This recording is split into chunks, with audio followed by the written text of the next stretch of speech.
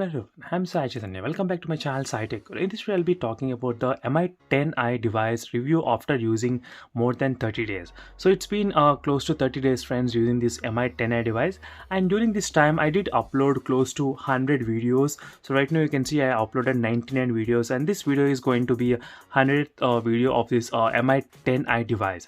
So I did intense gaming test and intense usage of this phone, and after using for very much heavy and high-end gaming, right now in this review I'll be covering all the topics like the processor, display, battery, charging, camera, and the build quality. All the things I'll talk about this phone, what are the advantages and disadvantages, and is it worth of buying in the 2021 or not. I'll try to conclude at the end of the video as well.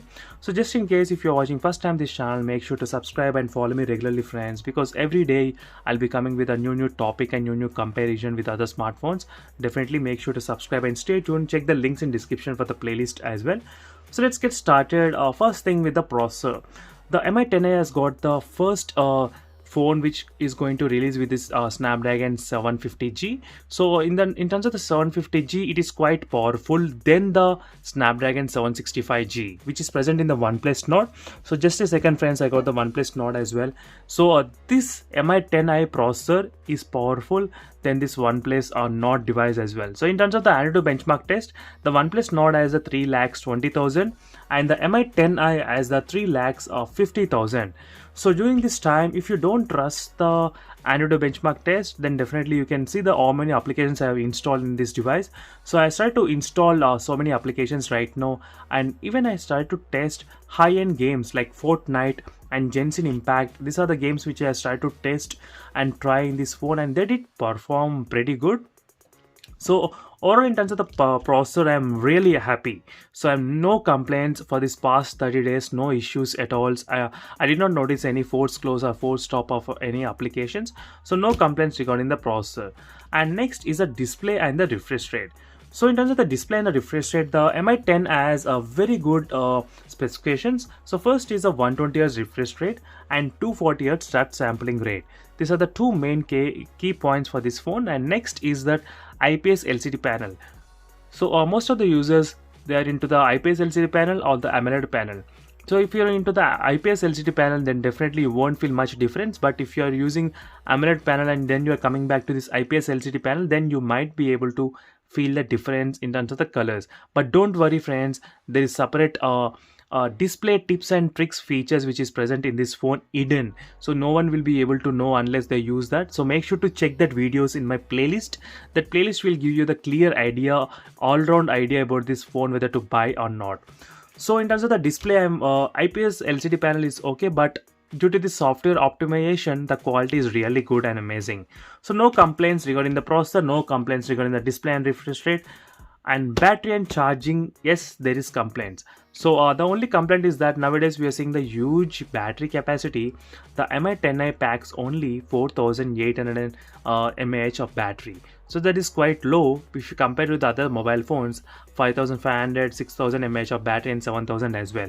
So that can be quite challenging for few of the users in terms of deciding whether to buy this phone or not, just based on this battery backup.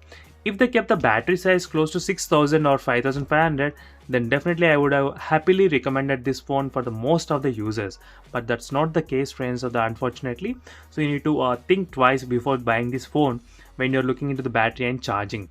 Charging is of 33 watt fast charging, so it takes about 60 minutes of time to complete charge from 0 to 100%. So that is what you need to remember. So fourth area is the camera. So camera is one a lot of users, they are really interested to know how is the camera and performance.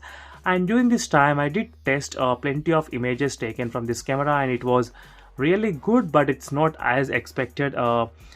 Definitely I did expect a lot of difference will be there between the 64 megapixel and the 108 megapixel, but there's not much difference friends. I did not notice any difference at all in terms of the image quality of using the 108 megapixel lens.